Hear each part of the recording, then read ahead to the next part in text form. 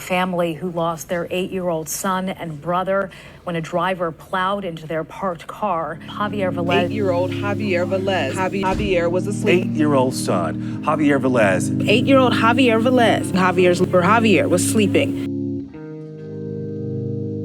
This family, this father and his sons, they fished every other weekend. It is what they love to do, but as you can imagine, fishing is no longer a good memory for him because the last trip ended in the worst possible way. Me?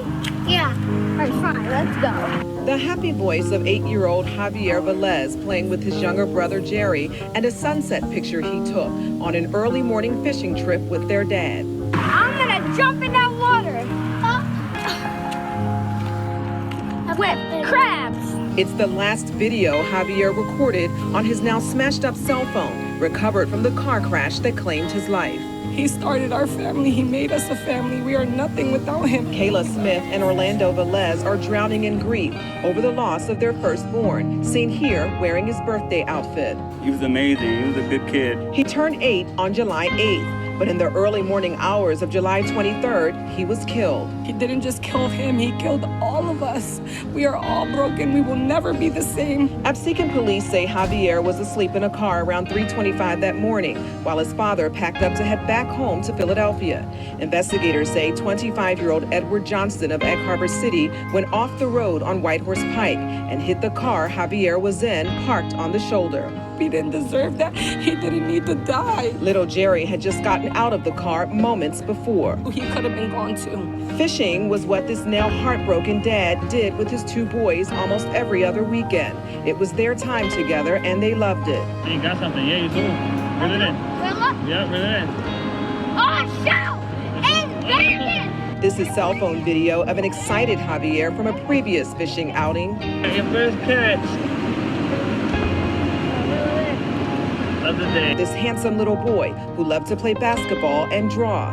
His parents now have tattoos of his drawings. We can't rest until that man is punished. He's walking free right now. Police in the Atlanta County Prosecutor's Office are investigating. They tell us that the driver has been issued several motor vehicle summonses, but that more charges could come once the cause of this crash is determined. Your heart absolutely just breaks for this family. 100%. I mean, this precious boy gone way too soon. Family is still trying to come to terms with the sudden, tragic loss of their 8-year-old son. Javier Velez died after a car slammed into the parked car he was sleeping in. He was on a fishing trip with his dad when this happened. Oh, Gray, it's tragic. It's something you can never prepare for. The family, they are grieving this 8-year-old little boy. He just celebrated his birthday 2 weeks ago. His mother says that the family, they are forever broken, but one thing they want right now is justice. He was the greatest kid. He was so funny. He liked to dance. He liked to sing. All that's left are memories of a bright-eyed, energetic, and loving child who loved to explore. Oh, shoot! And there! And loved to fish. I'm gonna jump in that water. This is the last video of 8-year-old Javier Velez, recorded during a fishing trip with his father and younger brother early Sunday morning.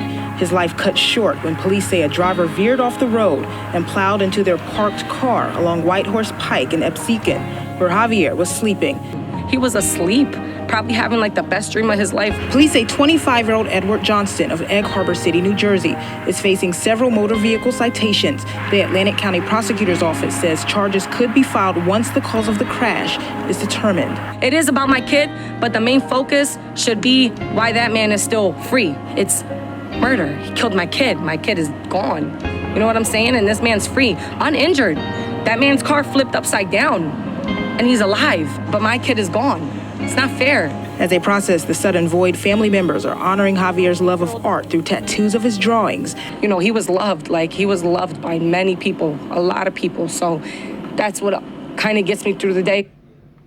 What's going on, y'all? My name is Frank. Welcome back to the channel. So this video that you're about to see, if you guys have been following the channel, you've heard me speak of this a couple times. If you're from the Philadelphia area, hopefully you have heard this story before, in the aspect of just it getting out there, right? And getting as much attention and airtime as it deserves. So the first thing I want to say is, me as a parent, I could not even begin to fathom what this family is going through, right? I did this interview with the mother in August, and I've edited this video like 4 or 5 different times, to be honest with you. And I just, each time I was like, man, this isn't good enough. This isn't good enough. This isn't good enough. And then I realized I could pay somebody to edit it and it's still not going to be good enough, because it's not about how good the edit is. It's how tragic the story is. So that's what I'm going off. How tragic this story is. How sad this story is. When I met this mother, when I first heard the story, I sort of couldn't believe it. I was like, hold up, there has to be some facts aren't straight. You know, and then I did some of my own homework. And then the more I learned about this story, the more that I realized, hold up, this shit is just absolutely nuts. Where can you kill an 8-year-old child and be home for breakfast the next day? Where? Right? And then the more I got to know Javi through his videos and pictures, I seen what reminded me of Major. Major has a very good heart. He's very loving and caring. And I think that's a reflection of Javier's parents. But I related to him and Major. You know, they remind me of each other. And I began to think, damn, how my life would fall apart if something like this happened to one of my children. And then I thought, okay, how can I help? And I said, I can help to get the word out there, help to spread awareness on this situation. How this man goes out, drives drunk, does 107 in a 50 or a 55, hits a parked car that isn't on the shoulder, isn't on the street, you know, and kills Javi. And in the process, absolutely wreaks havoc on anybody that knows him, right? Because when we lose a child as a community, that impacts the entire community. As the mother said, the store he went to, they remember Javi coming in and getting these chips. All his classmates, friends, family, you know, and then just everybody that hears the story like me and is impacted. Love your children. Hold them close, hold them dear. Love your children. We never know when we can find ourselves in a similar situation. That's the biggest thing that I've learned from this. Love your children. Send prayers out to KAYLAH. Send prayers out to Orlando. Send prayers out to Javi's brother. Send prayers out to their family. I can't imagine. I can't imagine. KAYLAH, I thank you for speaking with me. Orlando, it was a pleasure meeting you.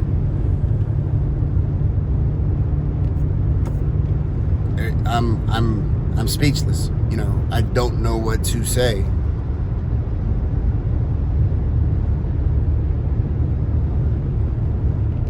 Don't know what to say. I'm gonna leave information in the description of this video. I'm gonna link his mother's, you know, social media, her Instagram, and I'm also gonna link the Absecon Police Department and the DA's office. So if you watch this and you feel a need to contact them and say and express yourself, your frustration, your dismay of how much of a miscarriage of justice this is, I encourage you to do so. You know,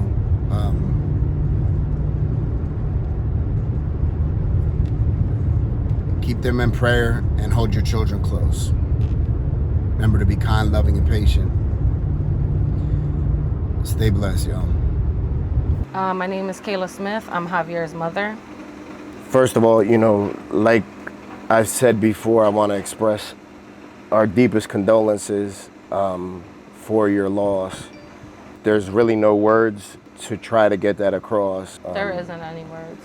But I appreciate it when people say it, you know. Yeah. You guys are doing what you Gesture. think. You guys are saying what you're supposed to say. It's just like Yeah. you don't know how to respond to it because we're still in shock. So Yeah.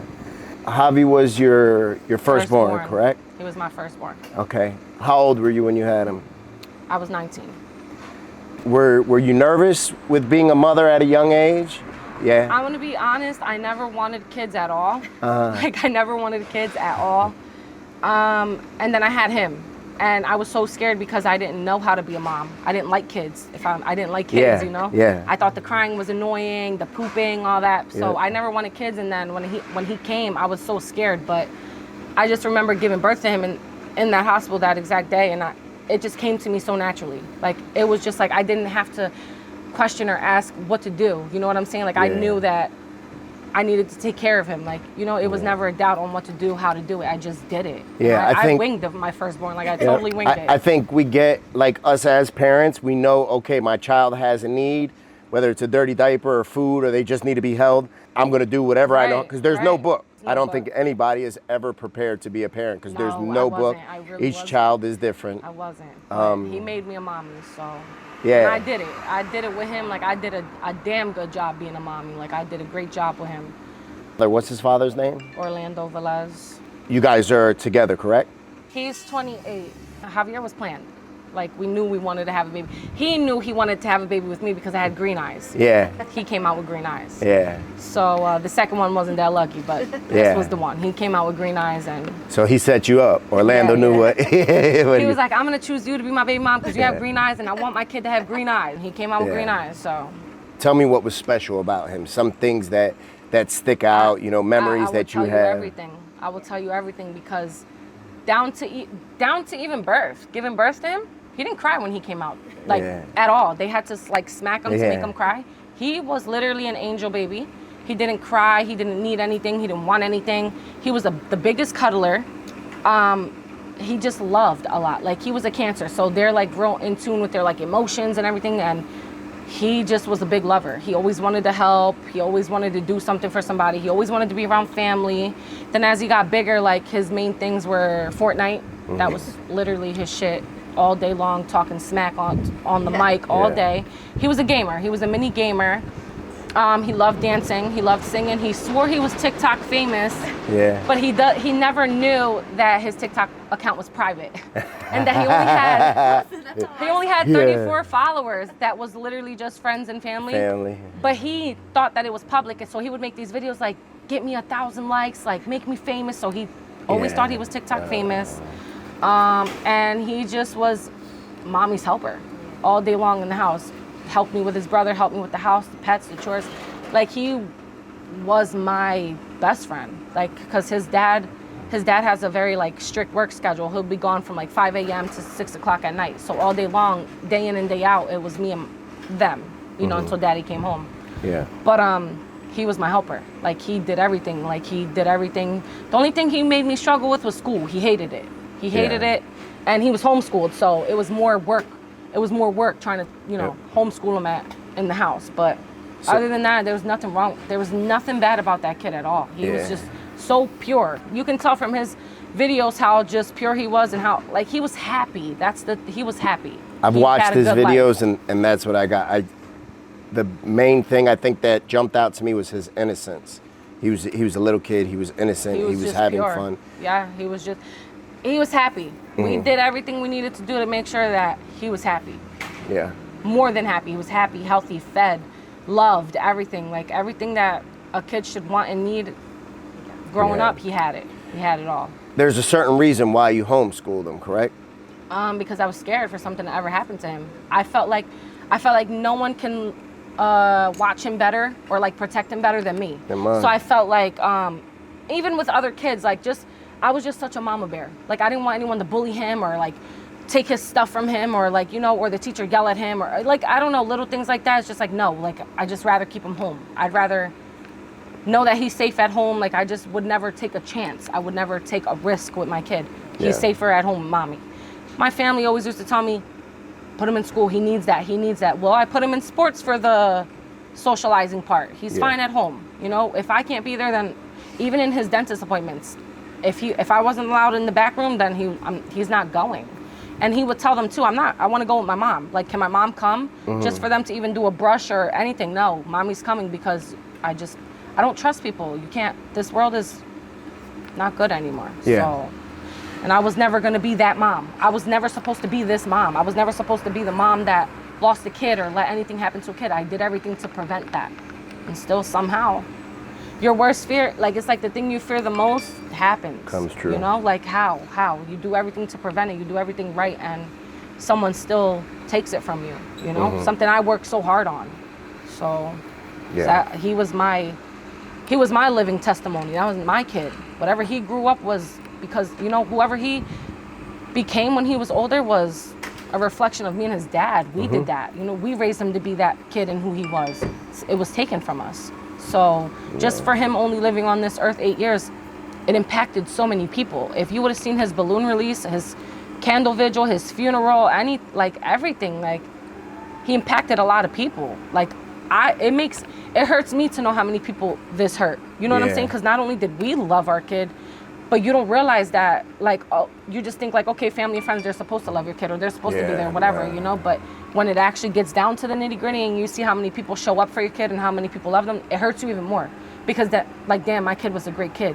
My kid was loved. He's not here anymore. You know what I'm saying? So it hurts. It hurts a lot. It hurts a lot.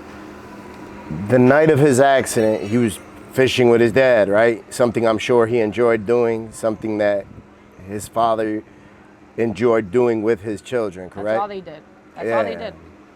They didn't go out. They didn't do anything. They went fishing. You know, a hobby that I think millions and millions of parents, fathers, and you know, and families in general can identify with. Yeah. Something as simple as a fishing trip. Right. And something that everyone does. Yeah. No one would ever expect something like that to happen. As I said, hours after my son was killed, there was already a new family on that same bridge with kids, parked up, doing the cars same right thing. There, doing the same thing, doing the same thing. If I'm being honest, they stole our crabs because the crabs that he caught, they were left on the bridge when that happened. Right. The cooler was gone, all of his gear was gone. They took it right away. Who's not going to take a big bin of crabs? That's what they're out there for, you know? So, you know, everyone does it. Only the real people would know, like, why he was there at that time, at that spot. Because everyone's wondering, why was he on the shoulder? Why was he on the side of the highway? Well, that's where crabbing takes place. Right. No matter where it's at. If it's not in Atlantic City, wherever it's at, it's always on the side of a bridge. Right. That on the side of the highway. You drive down to Atlantic City right now, before you even get to my son's crash site, you're gonna see people parked up alongside of the road. That's what they do. That's how you go crab fishing. Yeah. So if you're not familiar with it, you shouldn't speak on it. You get me? Yeah. Like, they weren't doing anything out of the unordinary. Like, oh, why was he asleep in a car on the side of the highway? He was. That's not how it was. The reason you're sort of touching on that is because you said when you know, certain Instagram pages shared it, people were saying, well, he shouldn't have been out late, what he was doing on the side of the road, you know, which we should be able to take. Yeah, we should be able to take our children and do that stuff. With this interview here, I'm going to be completely raw and blunt because that's what I feel like people need to hear. If I would have heard the story and it was another kid, as a parent and as a protective parent, and I didn't know what crab fishing was, I would have asked the same thing. So I don't blame these parents for saying, why was your kid out at 3 a.m.? Yeah. Why was he on the side of the road at 3 a.m.? I get it. But the ones that get it. Crab fishing takes place there. Crab fishing takes place at those times. And regardless of how you look at it, he was with his dad. Yeah. He's allowed to be with his dad wherever and whatever. You know what I'm saying? He's allowed to be with his dad at whatever time and wherever the hell they want to go. You know what I'm saying? He wasn't doing anything wrong. He wasn't out selling drugs at 3 a.m. or running the streets at 3 a.m. He was spending time, making memories with his you know what? He was father. With his kids. Yeah, and so his son. He wasn't nothing. either way, there's no excuse for what took place anyway. If it wasn't my kid, it would have been somebody else that was parked in that same spot because that's where people go. Yeah, it just so if it wasn't exactly, it just had to be my kid, you know. So, tell me what exactly happened. They go crab fishing. I'm at work. I'm at work. I'm not supposed to be at work, but I switched schedules for this day. So when mommy's not here, they do their boy stuff. When mommy's home, we're doing stuff together, or we're home watching movies, or you know what I'm saying. But when mommy's gone, their boy day is fishing, whether it be in Atlantic City, Penn Treaty, whatever, Schuylkill River, whatever. This particular day, Javier, the one who we're speaking about, told his daddy, since mommy's at work, can we have a boys' day? Can we go crab fishing? So his dad did what his son asked, and they went crab fishing. So I would say they got there around like 8 o'clock. They stood there for a while, you know. Usually we have a tent. We even tent out there. We pack our tent up, pack games up. You know, we stay there usually all night. So they were there. He was with his 3-year-old brother, his dad, and him. They went up crab fishing. Everything's fine. Everything's fine. I call them and I'm like, you know, what are you guys doing? Oh, well, they're at their prime moment right now. They're catching all these crabs. They're doing what they got to do. They're having fun. My son's last video on his phone was him running up and down the bridge with his brother saying, we're going to jump in the water with the crabs. That was aired on the news station, his last video on his phone. I'm going to jump in that water. With crabs. So he was having fun. He was having fun. He was with his brother, whatever. And it got late. My son got tired. He told his dad, like, I'm getting a little sleepy. I want to go lay down in the car. He was like, all right, that's fine. Then we're just going to go home. My son goes in the car while he packs up the gear. Fell asleep. And then it happened. Car crashes into my son, kills my son. And this wasn't just an accident. No, he was drunk driving and speeding 107 miles per hour. Yep. In a 50. So double. 107 miles per hour in a 50, going drunk at 3 o'clock in the morning, right? Leaving from a bar or a casino. We're not sure which one yet. It was either he left from the bar or he left from the casino, but he was at both places that night because there was receipts that show he was at a bar and the casino. So he was getting litty. Yeah. Came on his way home and killed a kid. And at least that same night. So he crashed in the car. You said that your son was entrapped in the vehicle, correct? My son was trapped in the car. They couldn't get him out. So he slams into the car. His car, the killer's car, flips upside down, continues to skirt down the highway. But he's unharmed. The killer is unharmed. He left the car crash unhurt at all. There was no reports of injury from the hospital for him. But yet he took an 8-year-old's life. So he was totally fine. Not to mention that my 3-year-old son had just gotten out of that car too, minutes before he crashed into it. So I would have lost both my kids.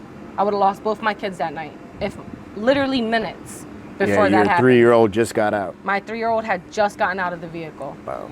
Everyone's trying to get him out because obviously people seen the crash. They pulled over. They tried to help my fiance. They called the cops in the now it's the cops, random people, and the dad trying to break open the door, trying to get my son out of the car. The car was hit so hard that the door's locked because the doors were open. He was putting gear inside. Who could have locked the door? My son was sleeping. He didn't lock the doors. So the car automatically locked. These old ass cars don't even have airbags. You know what I'm saying? He was in a 1995 Honda Civic. So they don't even have airbags. So that much speed. The way you hit him sleeping and he was laying down. Like the first thing that got hit was his fucking head. You know, like my son didn't have a chance with you doing that. So he was trapped in the car. They were trying to get him out the car. They were unsuccessful until the cops came and they started really shaking the door. The glass popped. And that's why my son had like cuts all over his face. The glass popped on his face. They got him out. They couldn't still open the door. When the ambulance came, I think they had like a metal cutter, metal clamper, and they literally had to cut the door open. Where they cut the car apart. Yeah, and that's how they got him out. Worked on him in the ambulance, but according to the doctor in the hospital, his heart never started back up.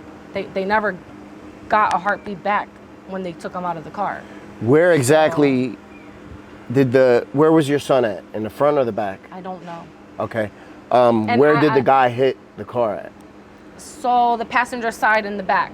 Okay. I mean, I'm sorry. I'm so sorry. The driver's side. The driver's side, rear. Okay. In the back, yeah. Got you. We don't know because he just said, "Daddy, I'm about to go to sleep. I'm gonna go lay down and whatever." Yeah. He was like, so he went in. Yep. He went in the car. We don't know where he went in the car, Yep. but as he's packing up the car, it happened. So we don't know. When they ran up to the car, my son was laying like this, but his face was on the passenger side. So they were looking at him in the passenger side. So yeah, and he looked. The thing is, like, he wasn't like bleeding everywhere. Like, he was like, you would think like he's gonna make it. You would think like he's gonna be fine. You know what I'm saying? He's all right. Like, you don't see like big gushing things. Like you would think like he's gonna be okay. Like, you don't see anything wrong. Like, but he wasn't okay. So you guys end up in the hospital, correct? So now I'm in Philly still. This happened in Atlantic City. I'm still in Philadelphia. I'm in the car. I'm out front of work. I get the call. I get the phone call. I'm at work. Mind you, I had just spoken to his dad minutes before. So he called again, and I was in the middle of talking to a customer. So I didn't want to cut the customer off. I almost didn't answer the phone. Something was like, pick up the phone. And I cut him off in the middle of his story. I'm like, I'm really sorry. I got to take this phone call. I take it, and all I hear is his dad screaming. He's literally screaming my son's name. And I'm like, what the? I'm in the front register. The diner is full of people. I'm like, what? He's just screaming, Javi, wake up. Javi's stuck in the car. He's stuck in the car. I'm like, what? Like, what? What are you, like, I'm shocked. I'm out. Then I run outside. I just remember dropping the phone for a brief second. So I just remember him screaming. I just remember him screaming and him telling me Javi's trapped in the car. He's trapped in the car, and just saying like, Javi, wake up, wake up. And I just remember putting my phone down. I was in the middle of the street in front of the Fishtown Diner. I'm in front of the street on my hands and my knees like a fucking lunatic. And I'm screaming, if you're real, like talking to God. I'm like, if you're real, my son is okay right now. If you're real, this is not happening right now. If you're real, help my son, help my son, help my son. I pick back up the phone. I'm like, what's going on? Like, where's Javi? He's like, he's in the car. Like, I'm like, get him out. Like, get him out. Like, I can't. Then I just hear people. I just hear people. What's going on? Let us try. Get out the way. I guess it was the police. I just hear people. And now he's not talking to me. Now my baby dad is not talking to me. And I'm screaming like a fucking crazy person. Like, OJ, tell me what's going on. Like, what's happening? Like, I still didn't know at that time that my son was dead. Like, I didn't know at that time. And then someone called the cops on me because I was in the Fishtown area. Which, you know how they're real like uptight up there, uppity. So I'm still screaming at the top of my lungs at this point, like, what's going on? Someone tell me what's going on. And he got back on the phone, and some lady called the cops on me. They're like, I don't know what's going on, but you got to stop screaming. My kid's sleeping. I said, fuck your kid. Like, my kid might be dead. I don't give a fuck about you. Like, so she ends up calling the cops on me. Then he gets back on the phone because I guess he had me in his pocket or something. Because all I hear is shh. I hear him get back on the phone. He's like, hello. I'm like, where's Javi? Where's my son? And he's like, they got him out the car. I'm like, is he breathing? Is he fucking breathing? That's all I wanted to know. I didn't care what anything else. I just wanted to know one thing. Is my kid breathing? Because we can figure everything else out if he's breathing. Everything else doesn't matter as long as he's fucking breathing. I don't care if he would have been brain dead, if he would have never walked again, if he would have never talked again. I don't give a fuck as long as he was breathing. He wasn't breathing though. Well, according to my baby father, he was breathing. What we didn't know is that he was taking his last breaths. We didn't know that those were his last breaths. We just thought he was still breathing. So he tells me that, and I calm down. And I'm like, all right, now I just need to get there. Now I need to get there because I'm all the way in Philly. Now I need to get an hour and 30 minutes away to Atlantic City. That also comes along with now I have to make these phone calls. Now I have to let my family know what's going on because I'm scared to drive on the highway. I can't get up to the highway. Now I have to let someone know to take me up there. So now I have to break the phone call to people that I still don't even know what the fuck is going on. Like, I'm screaming like, oh, like Javi was in an accident. I don't think he made it. Like, so my brother comes, picks me up. It takes an hour and 30 minutes to get to Atlantic City. We got there in 30 minutes. 30 minutes wasn't even enough time. After 10 minutes of no heartbeat or anything to the brain, you're automatically brain dead. 10 minutes. It took me 30 minutes. My son was gone. Like, my son was gone.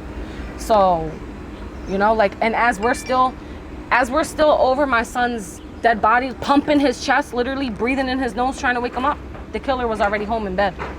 He was already home, back in bed, tucked in, sleeping with his mom already. Yeah. So that's something that I definitely want to touch on. They released the guy, right? He was released that same night. They took him in, charged him with DUI, reckless driving, and speeding, and released him. He went home that night. His mommy picked him up, and that was it. He's been free ever since. Those are all car violations, you know, moving violations, essentially. Traffic citations, is what they're just traffic citations. No vehicular homicide. Just so this is very clear, he was going 107 in a 50-mile-per-hour zone, driving drunk, hit your car. A parked car. A parked vehicle that wasn't even, it was on the side of the road. It wasn't even in traffic. Nope. And killed your son.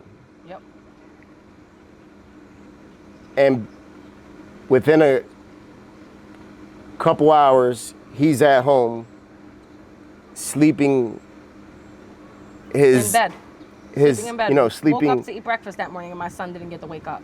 Yep. So they released him to his mom, and he goes home like nothing to, you know, to go to sleep, wake up, have breakfast, probably with a little hangover. Yep. Yep. And That's your exactly son isn't here anymore. Your whole life has been absolutely turned upside down. Oh, and our ruined. lives are ruined. Yeah. Our lives are, and it's not just me.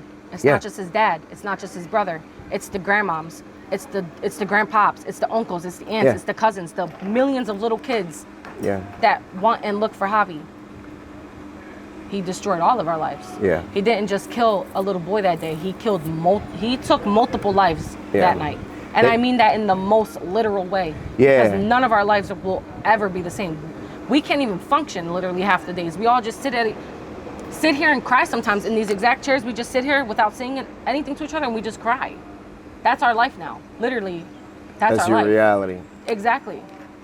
What was the date of this accident? July 23rd. July 23rd. 2 weeks after he turned 8. Wow. 2 weeks So, after his 8th birthday. 2 weeks after his birthday. Today is August 29th. It's a month and 6 days later, and still no answers from the police, right? Nope. What township or Absecon. Excuse me? Absecon. Absecon. So was it the county police or the state police that you have to deal with? I'm not sure. I know that we're dealing with the Absecon Police District. Okay, I know that. so it's probably, you know, town police, cops, which I'll find that out. Yeah, I know for sure that we're dealing with them. Yeah, I'll happened find there, that out. You know, it's happened in Absecon. You know, Jersey has different places and parts, but I guess since it happened there, those are the ones that are handling his case. He's not even from Absecon. He's from Egg Harbor. All right, and his name? Edward Johnston. Edward Johnston. All right. Eddie Johnston, that worked at the Resorts Casino and Hotel. How old is he? Do you know? 25. 25 years old. 8-year-old killed an 8-year-old and is still free out there enjoying his day. So you find out that your son doesn't make it. Then you find out with a slap in the face that the killer, that he's been unharmed. He didn't. That was the first slap in the face, that he didn't get hurt. Yeah, that there was absolutely nothing wrong with him. But killed the fucking kid. That was the first slap in the face. Yep. That weekend, you seen his parents making posts on Facebook, correct? The next day. The next day. The next day. They were posting about ice cream on Facebook and like posting wolf doors and like as if nothing happened. Like as if, you know, their lives continue to be the same as ours were just destroyed from from that day. And I would like to post about ice cream, but instead now I'm posting about my dead son. Yeah. You know? It didn't change their life in any way. That's what I'm gonna say, because even then when we went to protest in front of their house, the dad's outside mowing the lawn, the mom and sister are out in the yard, like just chilling, just like regular, like as if their son didn't just do what he just did. Nobody from the family has reached out to you, the mother? No. Nobody? The father would not look at me. He smiled while he was mowing the lawn as we were showing my son's picture in his face. He smiled at us, continued to mow the lawn.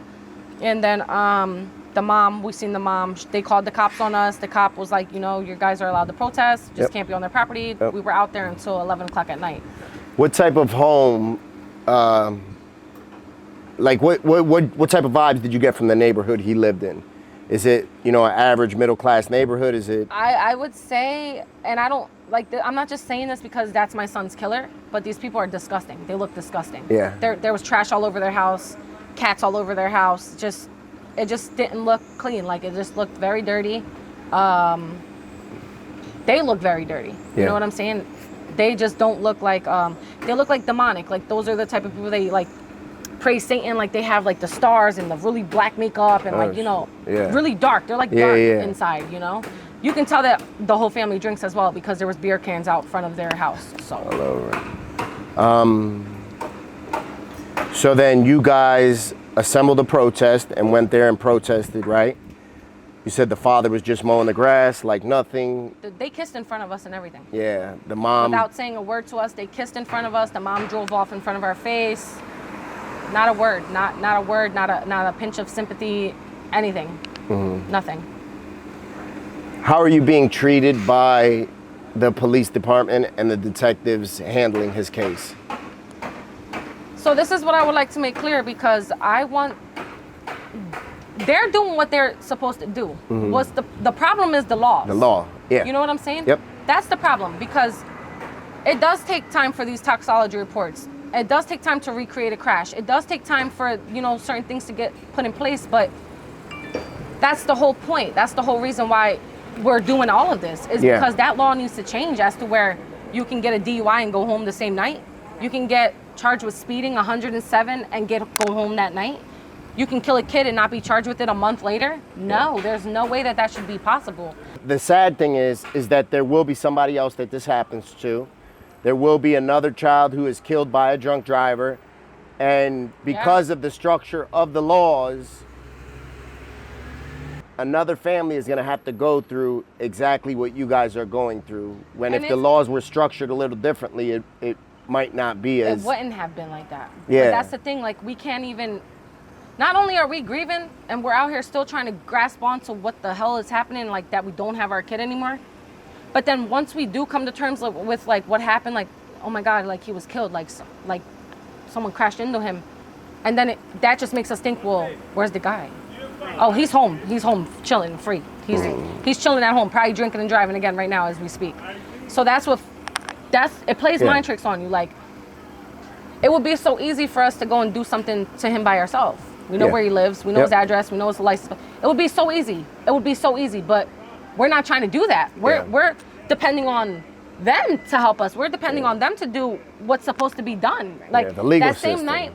That same night, our lives changed and ended. His family and his life, the same suffering we are going through, they should have went through as well. So the same night we didn't get to bring our son home, they shouldn't have got to bring their fucking son home either. Yeah. We're not bringing my son home from a hospital, but you're bringing your son home from a jail? How? How do you get to go home with your kid, but we don't get to go home with our kid? How? Is that fair in any type of way? Yeah, you just killed a kid and you get to go home and sleep at night? And he made the choice to drink that night and drive. There was multiple vehicles in that driveway in his home. Right. Multiple people that lived inside that home. The same way the mother picked them up from the police district, she could have picked them up from the bar or the casino. Maybe my kid would have still been alive if you would have checked on your kid. Oh, you protect your kid, you love your kid so much, picking them up from the police district. Well, why the fuck didn't you pick them up from the bar or the casino? You know what I'm saying? And I why? hope everybody watching this can maybe next time they go out drinking to kind of have this in the back of their head. Yeah. Like we created Ubers and Lyfts for a reason. Yep. That these things are out for a reason. So because people know what happens when you drink and drive. To make those plans. Not only drink and drive, but then you had the nerve to speed 107 miles per hour while you were intoxicated. Why would, if you know that you're feeling a little off, what makes you think, oh, well, let me just play Need for Speed too? You know what I mean? Why it doesn't make it any better, but then again, you're gonna speed 107? Yeah. 107 miles per hour. How? Imagine getting hit 107 miles per hour. You're not gonna live. You know, it'd be rare. It'd be rare that you get hit at that speed and be and okay. be all right. At that, he's an 8-year-old little boy. He's asleep in a car. My son didn't have a chance. He didn't have a chance. So I'm gonna ask you this, and this is obviously a stupid question. How are you doing? How are you feeling? Your mental health? We spoke off camera. I don't answer that question because I don't know how to answer it. I don't know the answer to give you guys, you know? And not just you. I don't mean like it's not just in you general. guys. It's my family, random neighbors that come. How you doing? I just nod my head because what am I gonna say? Yeah. But you know the answer already. Right. I'm doing bad. Okay. Yeah, I'm not okay. destroyed. I'm doing horrible. Right. I want to end my life every day. If we're really being honest, I don't want to be here without my son. Right. Life without my son is not a life for me. I shouldn't be here without him. You know what I'm saying? We shouldn't be separated. We should not be separated. So no, every day I wake up and the first thing I think of is, here we go, another day. Another day without him. Another day with the killer free. Another day of suffering. Another day of crying. Another day of wanting the world to end, because death is something I feared for a long time. Whether it be with me, my kids, someone I love, death is something I feared a lot. And I've never had a death like this close. Like I've had uncles and grandmoms and, but I've never had like a mom or a sister or, someone like that close to me die. Yeah. Yeah, so it's like death was always something that I feared, but it's like every single day now I want to die. Like every single day we sit out here every day and I pray, like I've never prayed for something so bad, but I'm like, I wish a drive-by would happen and a stray bullet hit me, because I can't take my own life. I'm not going to end up where he's at. You know what I'm saying? But I don't want to be here. And I'm not suicidal. I'm not mental. I just don't want to be here without my kid. Those feelings and sentiments that you're describing, I relate to, when and that was my mother. That wasn't my child. And there's a huge difference there that I wouldn't have understood until I had a child, until I became a father, where I realized that's the most important thing in my life, bar none. Where I felt like that, and I didn't want to exist. My heart was broken, everything. What is it like being in the house? What is it like being in the house and you see his favorite spot on the couch? You see his bedroom. That's why we sit out here all day. It's literally torture.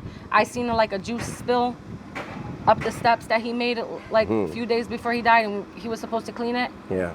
And just something like that, a juice spill, it f***ed me up inside. Like it literally ripped me up inside, because I'm like, bro, he's not here to make juice stains anymore. Yeah. I'm not like, as a mom, like you're like, oh my God, pick your shoes up, pick your underwears up, pick your socks up. You wish you could say that. Now I'm like literally wishing I could find his socks or his shoes or something to pick up. Like I wish I could. Sorry. No, there's no need to apologize, man. I wish I could have him. I wish he could be in the house. Like now I regret not letting him drink soda. Now I regret not letting him ride his riding his bike in the street. Now I regret making him do his homework, making him clean his room. I regret not letting him eat all the snacks that he wanted. I regret a lot of stuff as a mom, because I was just doing that to protect him. I was doing that to make sure he was healthy. I was doing that so that he would grow up and be a good kid. Like now he doesn't get to grow up. I didn't even let him drink soda. And he always wanted to drink soda. I would let him drink some here and there, but you know what I'm saying? Like, now I wish I would find random stains on it. Like, now I go looking for the stains. Like, I'm looking for his fingerprints on his controller and his TV and everything.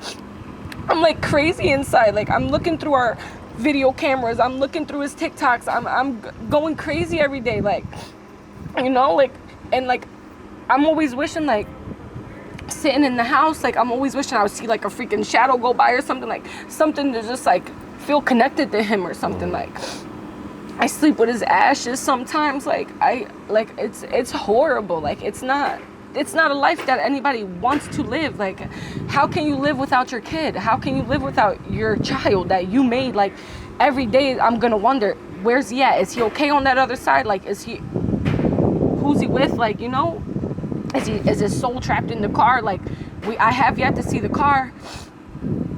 They won't let me see the car. That's how bad it is. When I asked to see the car, they were like, we can't let you see the car.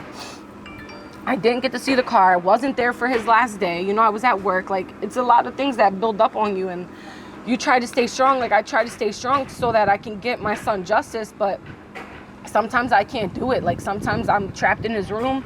You said, how's it feel to be in that house? It feels horrible. It feels horrible not hearing his footsteps coming up and down. It feels horrible not seeing him run to the kitchen to grab juices and snacks. It's hard. It's a horrible feeling. The corner store feels pain. Like he used to run there and get the same chips and juice. He liked Takis and hot Cheetos and a sun kiss. Like, you know, like everyone's feeling it. Everyone's feeling it. It doesn't feel okay. Like it doesn't feel okay. None of this is okay. And every day I don't want to be here. I just can't wait for the world to end. Like, I know it's not fair for other people that are still enjoying their kids and everything, but I just don't want to be here. Like it's nothing here for me anymore. Yes, I have another kid. Everyone likes to make that point. Oh, you have a 3-year-old to live for, blah, blah, blah, blah. Yeah, my 3-year-old's fine. My 3-year-old's alive. My 3-year-old's fed. My 3-year-old's in the house sleeping right now. My 8-year-old's not here. I don't care right now. I want to be with him. You know what I'm saying? He's fine. He's alive. My kid's not, my other one's not alive. I'm worried about him. I'm worried about the one that died. Yes, I love my kid. Yes, I feed him, make sure he's okay. Yes, we love him. But stop trying to keep telling me that, worry about the 3-year-old. I'm not worried about the 3-year-old. I'm worried about my 8-year-old that just died. That's what I'm worried about. That's who I want to be with. That's who I miss. That's who I'm going crazy for right now. You know? Like, it's horrible. It's really horrible. How is his father doing? I say this to everybody. We're parents. We both just lost our kid. But we're grieving in 2 different ways. He watched our kid take his last breaths, and I wasn't the fuck there to watch him take his last breaths. He got to spend the last day with him. I didn't get to spend the last day with him. He was there. I wasn't there. So we're dealing with 2 different things. He actually heard the crash. He's seen my son laying there. He was there trying to get him out of the car. He was with him. I didn't get there in time. I wasn't there in time. It was all the way in Philly. You know, I was at work.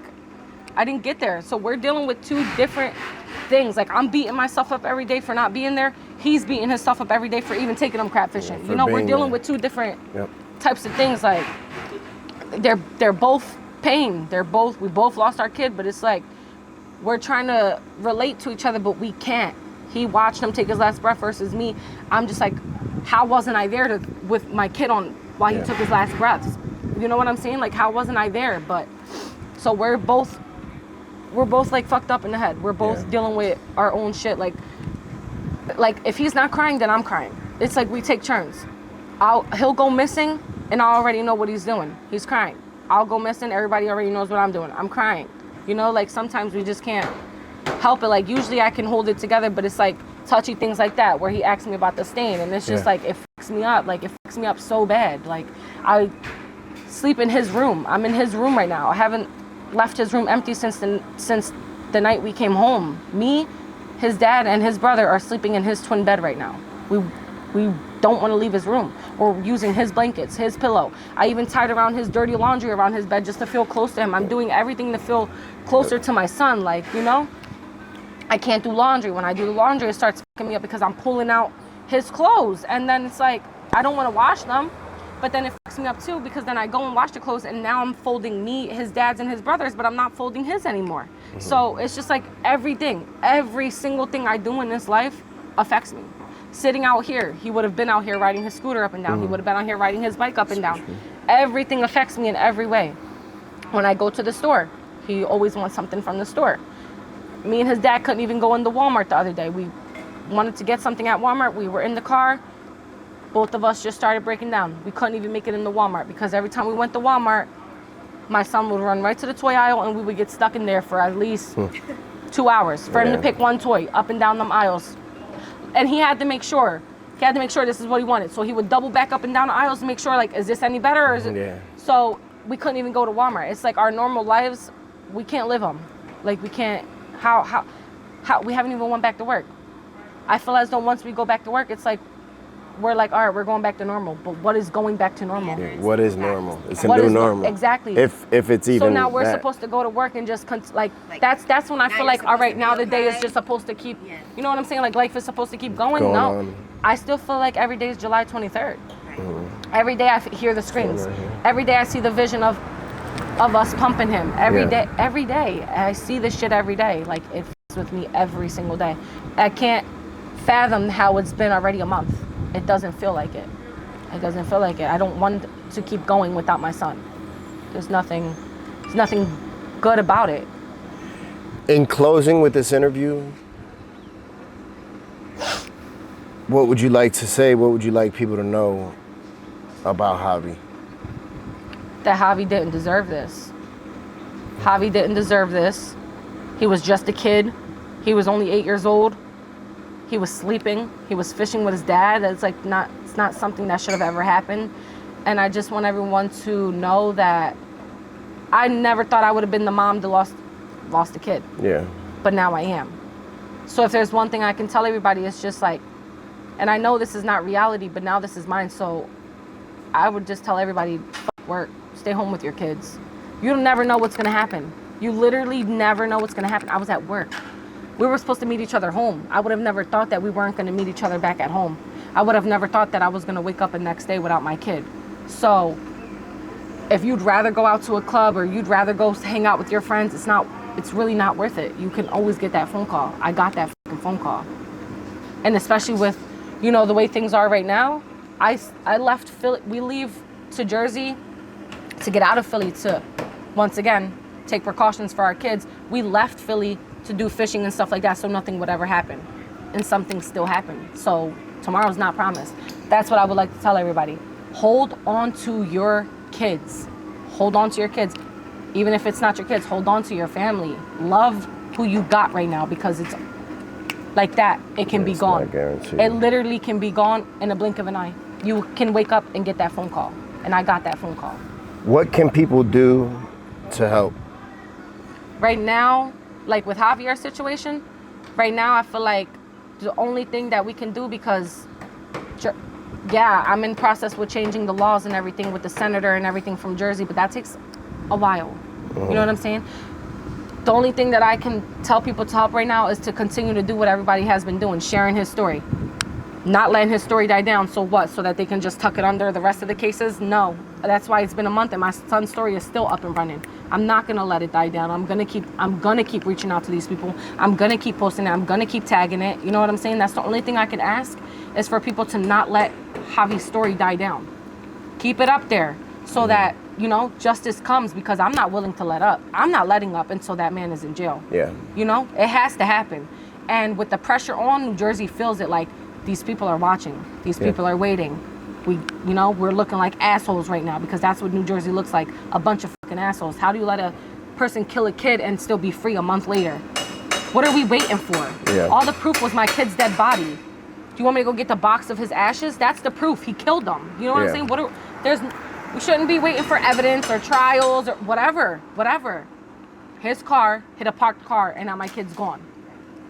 He was charged at night. DUI, speeding and reckless. There's your proof.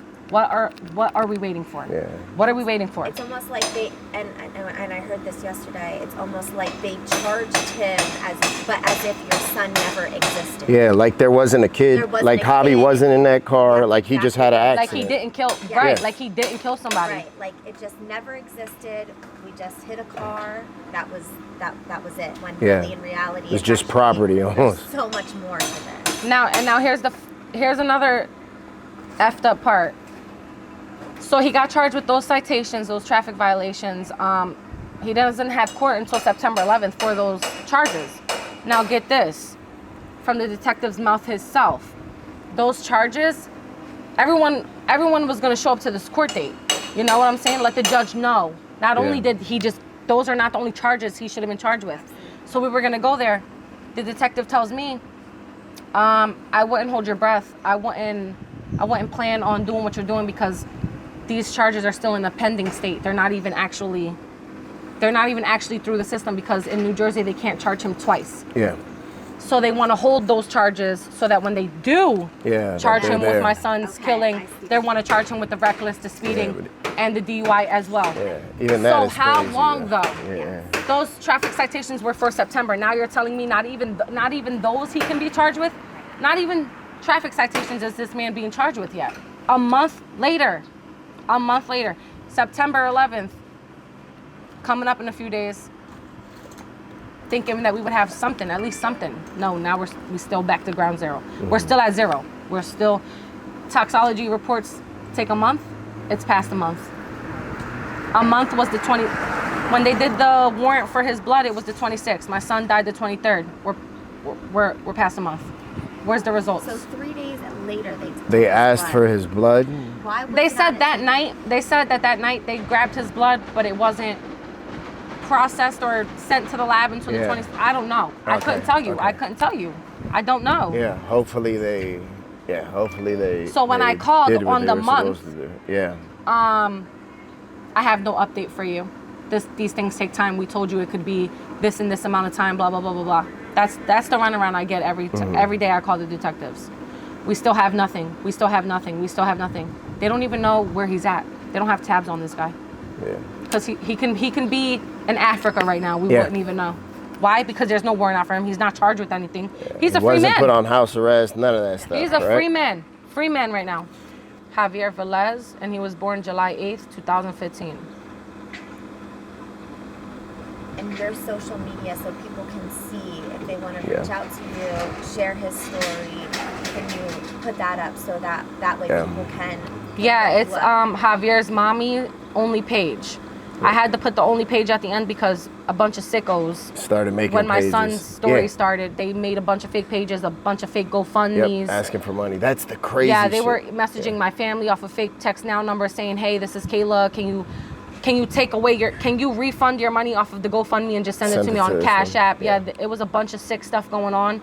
They made fake Instagrams, everything about it. So I had to put like Javier's mommy's only page. Yeah. I will 100% your social media links. I'll put in there GoFundMe. I will put in there. That's the thing. I haven't even promoted that GoFundMe. Yeah. I don't give a fuck about the GoFundMe. Yeah, I know, it helps because Yeah. we're not at work. Yeah. You know what I'm saying? And it gives us time to still be Yeah, home but and process that's- what's happening. But the yeah. only thing that I've been posting day in and day out is my son's story. Yeah. Get it out there. I want Jersey to know every single day that there's a mom out there that is willing to go to the end of the fucking rainbow. I'm gonna get there for my son. I'm not letting it pass over. It's not in me to do it. For me to be as such of a crazy mom as I was, for me to let my son's story die down, never. And even after justice is served, I'm gonna continue his name on, because then I'm gonna get it the Javi's law as to where if someone is driving DUI, anything, and it kills a child, you're getting held that night. You're getting held that night. If we have to wait a month for toxology, so the do you So then. be it. So do you. So do you. If our life ended that night, so does yours. It shouldn't be like that. Charged with a DWI, right? DWI is what the detective said the other day, that he was charged with DWI. So yeah, all the charges you needed were there. Every proof that you needed was there. His car, our car, my son's dead body, and all of those charges right there. And that was enough proof. That he was drinking that night. And you have the receipts that he was drinking that night. You have videos of him in the casino and the bars. Right. Why isn't he in jail then? What are we doing here? Jersey laws. That's what we're doing here.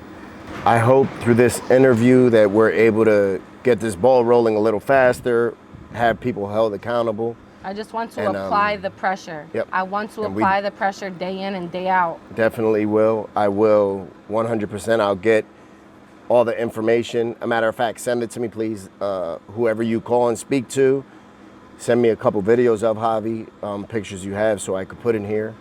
And I'll start working on this video tomorrow. Hopefully I'll have it done by the end of the week. And no rush. These things take time.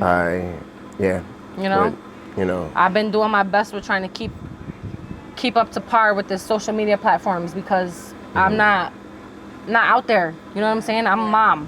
I'm home all day with my kids. If I'm not at home, I'm at work. Those are the only two places I'm ever at. I don't go out. I don't do stuff like that. I know it's yeah. You know? So I'm not real big with the social media type of stuff, you know? So I'm just all day long tagging people, commenting on other people's stuff, sending his story to people all day long. That's what like keeps me going through the day.